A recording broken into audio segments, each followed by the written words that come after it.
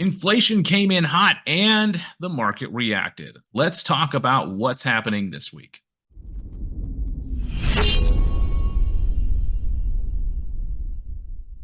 Good evening, my fellow Riz Elite members and all of our subscribers here on YouTube. Welcome to our Elite webinar. Now, if you are watching the replay or haven't done so and are on YouTube, make sure you get down there and you hit that like and subscribe button. Do me a favor, then click the bell icon next to it to get notified every time we upload a new webinar, because the way that this market is moving, you're going to want to keep an eye on things, to say the least. So we talked about last week, the inflation numbers are coming out. The CPI was coming out, and well, it definitely had a reaction on the market, though it was a little bit delayed.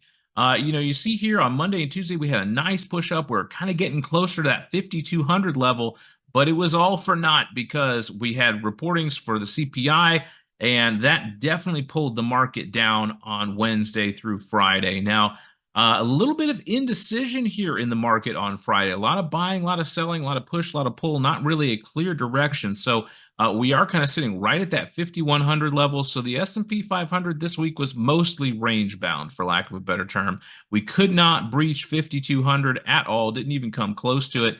And then the CPI data kind of pushed us back down. But 5,100 does appear to be holding as support for the time being, but we are still in a very strong uptrend at this point. But just kind of keep an eye on things because we are consolidating here a little bit. If you notice, we've kind of been stuck in this range for, well, let's see, since about the beginning of March for the most part. So a good 2 weeks, we've been kind of stuck between 51 and 5,200 on the S&P 500. So we're going to need a strong break either direction before we can make a strong, statement. Yeah, the market is going to continue to be bullish, or maybe bearish times are ahead. But still, a very tricky time to be trading with, just this full-on rush that we've had that seems to just been, pushed up by semiconductors and AI. So we're keeping an eye on things as always. If you're an elite, of course, when Riz is getting in and getting out of trades, so you're doing just fine. If you're not an elite, you really should be.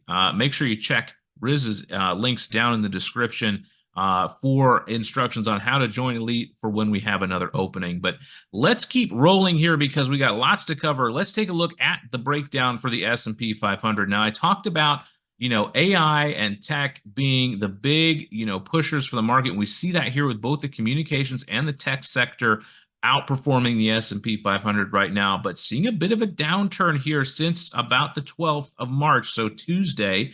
Definitely a nice pull down, or a pullback rather, in tech, bringing communications and the S&P 500 with it. That being said, look at the energy sector right now, just going absolutely nuts. We have been going crazy since about the beginning of March. Really big move, and of course, we are starting to get into the spring months when demand will start to come back for that petrol. Got to get those cars going for those road trips when they, the weather turns nice. And I can tell you, it has been nice here the last couple of days. Financials doing really well, holding right here with the S&P 500 for the most part. But still, the S&P 500 up almost 8%, and we are not even done with Q1. So an absolutely massive bull run here on the market so far, but showing a little bit of weakness here. We'll have to see how that pans out because, we have these periods of up and down. It's normal, that we see, an up period and then consolidation. This time we saw another up period, then a down period. So, the market will go up and down. It never goes straight up or straight down. But as they say, the market takes the stairs up and the elevator down. So when it does decide to break, oh, you better be in good, have your positions taken care of. Taking a look here at the other market sectors, healthcare, consumer staples doing just fine above the zero line, but underperforming the S&P 500. Yeah, Sean, I got your question on Discord, so all good. Really appreciate you sending me that. I'll take care of that when we get to questions for sure. It looks like, consumer discretionary, healthcare here is, it is consumer discretionary. Sorry. It's been a long day here. Starting to pull back down a little bit here, closer towards the zero line, while utilities and real estate all underperforming below zero so far this year. But utilities starting to make a bit of a comeback here after being down almost 7% on the year. Making a nice pullback here closer to zero. So we'll have to see if that can continue. That is something I know Riz is keeping an eye on. as well. So let's keep going here. Let's take a look at oil. And, oil, we are definitely getting that nice uptrend here. It is a very slow kind of melting upwards, for lack of a better term. Just really this slow kind of grind move towards up. But that being said, this week we definitely had a bit bigger of a move in oil. So definitely seeing a push there with everything going on around the world. And gold, of course, kind of went parabolic there for a minute. We found the top, it looks like here right around 2183 is where gold topped out at. Let's see. Yeah, 2182. I was close. And then we kind of pulled back a little bit. So we'll have to see if gold can hold this area here. What you typically see with these big parabolic moves is two options. Either, we have this big push up and then a fairly quick retracement, if this was, being propped up by something else. And then, the other option is we get this big leg up, kind of like we did here, and we go into this period of consolidation where we just kind of trade sideways and then we make another leg up again. So those are your kind of your two, moves that you'll typically see after a parabolic move like this. Right now, of course, we don't have a lot of data points. It looks like only from about Tuesday or Monday, we really kind of started to consolidate. So really not a lot of data points here on golds, but we will be keeping an eye on it. No position to report as of now. Taking a look here at the bond yields and the US dollar, we're starting to see a bit of a tick up here in the bond yields, and that's probably due to the inflation print being a little hot on Wednesday. So, bond yields definitely moving up. The dollar as well, making a nice little jaunt upwards back here closer towards the 104 area. Still very strong, no problem there. Bond yields still having that relationship that we've seen for quite some time, with the 10-year being the highest yield, followed by the 30-year the 2-year having the higher yield. My mistake on that. Then the 30, then the 10. So 10 definitely underperforming this point. 30 right by there, but we're still seeing that inversion that we've seen for quite some time with the bond yields. Let's go ahead and take a look here at the important dates in the market this week. Now, there's only one day you need to be worried about, and that's Wednesday. Building permits on Tuesday, that no one cares. Yes, people care, but we're not going to see any big move in the market based on this. Fed interest rate decision. That one might be something interesting to keep an eye on. I think the consensus is that they will hold rates, at this point. That's what we're seeing here. I have to agree. I can't imagine a world where they would raise rates again. But that being said, inflation did come in a little bit hot. I still don't think it's enough to warrant increasing rates again by another 25 basis points. I really have a hard time believing that they're going to do that. There will, of course, be, projections discussed, the press conference afterwards. Whenever Powell talks in the press conference, you know what happens, all right? The market goes crazy when he's talking. It's going nuts. So be aware of that when that happens. If you are watching your positions, you may see a lot of fluctuation at that time. So just keep an eye on it. Don't freak out. Everybody be cool. You be cool. Especially during rate decision time. Don't think that we can expect any cuts anytime soon, especially with inflation continuing to kind of creep up. Definitely thinking that the Fed is going to be holding here. So definitely a big day on Wednesdays. Keep an eye on the market then. Tuesday, nothing much. And then the rest of the week is going to be business as usual. All right, so we had some questions coming in. Jeff wants to talk about Roku. Who loves Chinese television? Okay, so let's see here. Let's see. Looking to do it possibly with options. I see covered short puts, or no, we talked about this last time. Let's see. Also looking at 25.5 on you, 60 and 52 strike on Roku. All right, so let's see here. I think that 60 is definitely doable. What do we got here? We got anything interesting? Okay, insider buying. Cool. That's a really small amount, honestly, to be making a big news story about. I wouldn't worry about that at all. Looks like earnings were pretty decent. Yeah, earnings were pretty good, all things considered. Still losing money, but losing a little bit less, this time. So that's definitely a plus, right? Revenue is definitely there, looking fine. However, definitely a big drawdown here post earnings, which does happen sometimes. It looks like we're kind of consolidating here. So I definitely like this price action for what you're looking to play, Jeff. I feel like that, definitely is a fairly fair way to play it with your strikes. I think you should be fine as far as that's concerned. We're definitely holding this area well above the 60 zone. If we get to 60, that's a big problem. I'll put it that way. Obviously, with your play that you're wanting to make, 60 is an issue. 52, okay, yeah, I see your thesis here. So pretty solid, in my opinion. 52 is unlikely, in my opinion, anytime soon. Because I mean, we look at Roku, right, and it's mostly moving on earnings for the most part. Yeah, we have a couple times where we're making a big leg up or a leg down, but for the most part, earnings is the big catalyst for this stock. And after we get this move from earnings from about, let's see here, uh, a couple weeks, we'll say about a month or so. Yeah, November till about December.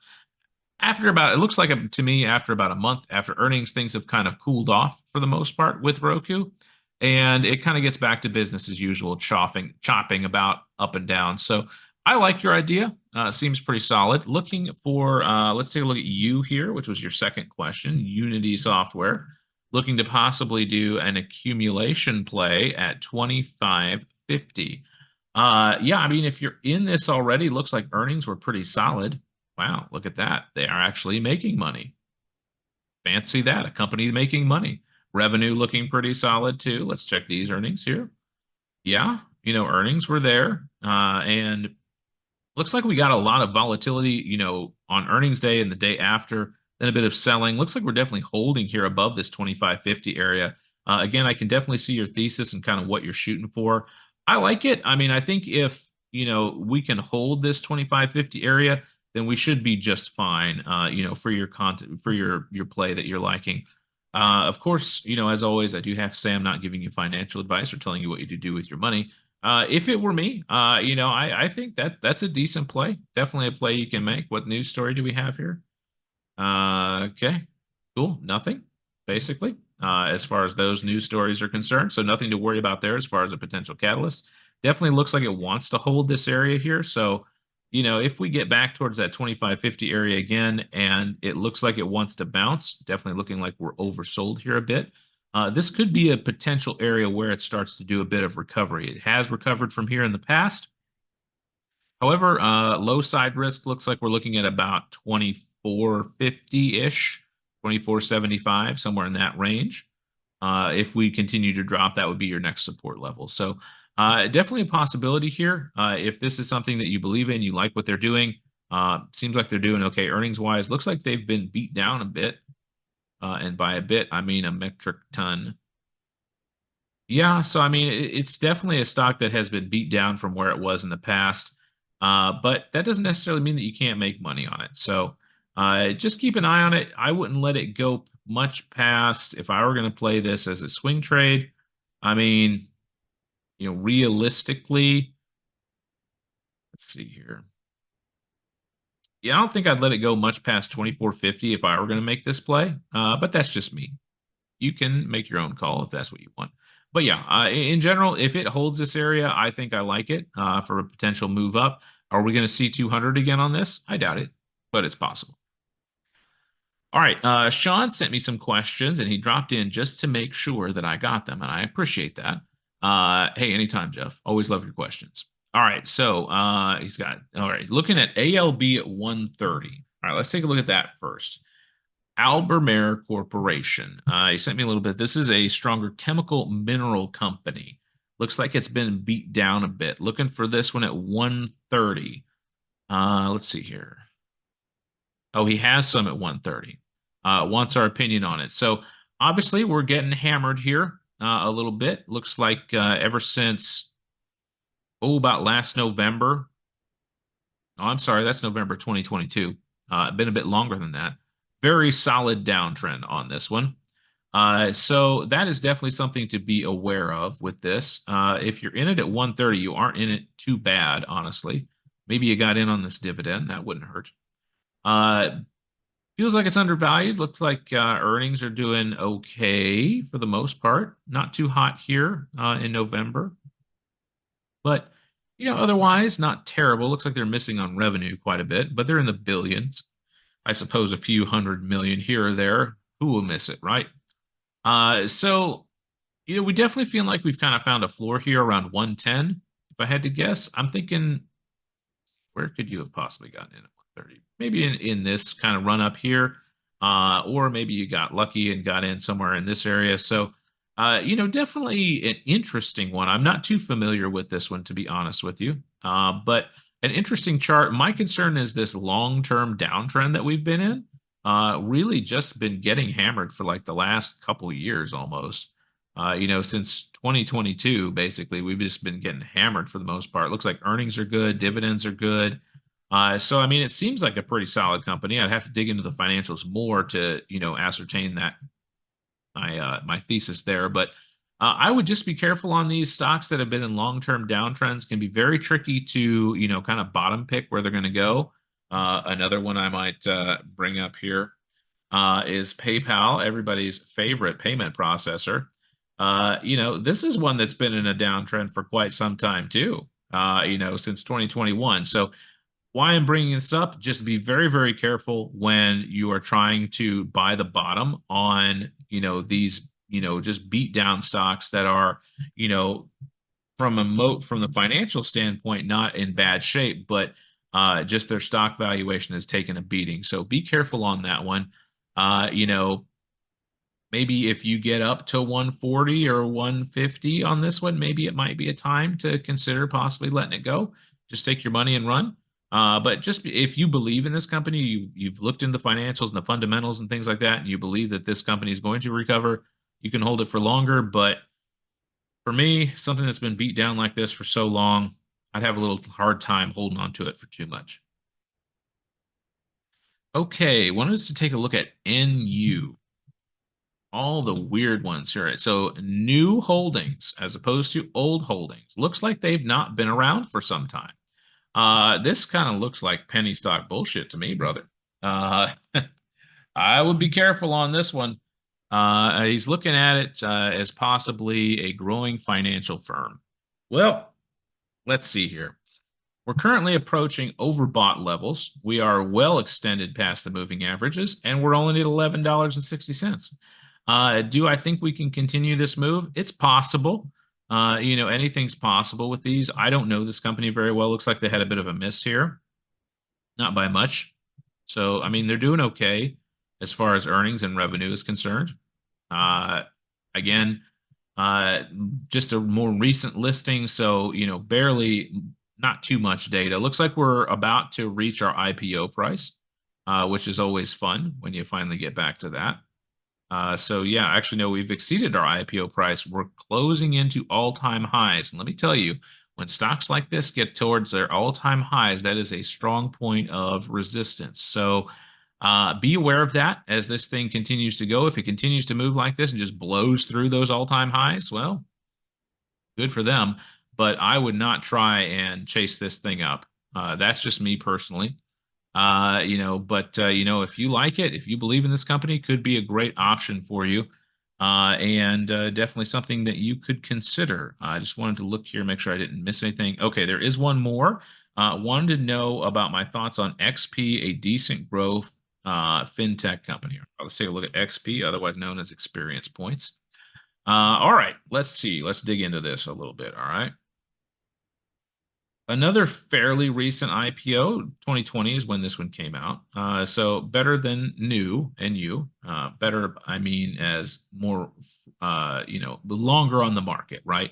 So, obviously it looks like we started getting hammered on this one in about 2021. Took a beating all the way through, about last April, and has been recovering nicely since then. I like this one a bit more. I definitely like this pattern a bit more. It's honestly acting a little bit more normal. We kind of see where, we're respecting the moving averages a little bit. We had this gap down, but we mostly bounced right off that 200 there. Really holding this 50 nicely. Nice little bounce on Friday. So this one I like a little bit more as far as a potential long play, if that's something that you're interested in. For, if I were going to take it myself, this is a very interesting area to take it in. Obviously, we've had some resistance here around 27.75, so be aware of that going up. Looks like also 27 is pretty solid for this, security, so be aware of that as well. We are getting kind of close to that. But yeah, this one is a bit more interesting in my mind. Definitely something to keep an eye on. And if this is something that you like, this is definitely not penny stock BS, kind of like the other one. But you know, I'm sure that the new company is just fine, but their stock price is not. Uh, I like this one better than new. That's just me personally. But you know, you follow your gut. If you've done the research and you know how these companies are behaving or what they've got in their pipeline, that is something that I'm not, you know, fully aware on right now. But yeah, I definitely like XP better than new. That would be my opinion. All right. Well, great questions as always. Thank you everybody for coming out. I would say, you know, going into this week, you know, my final thoughts or my closing thoughts, right? Obviously, we had a bit of a pullback here going into Friday. So if we can see, you know, continuation of that pullback and then, you know, the Fed is a little bit shaky on Wednesday on their predictions and things like that, and they're a little bit, we're not sure, we're a little concerned about inflation, that'll definitely have a lot of negative pressure on the market, and we will see that.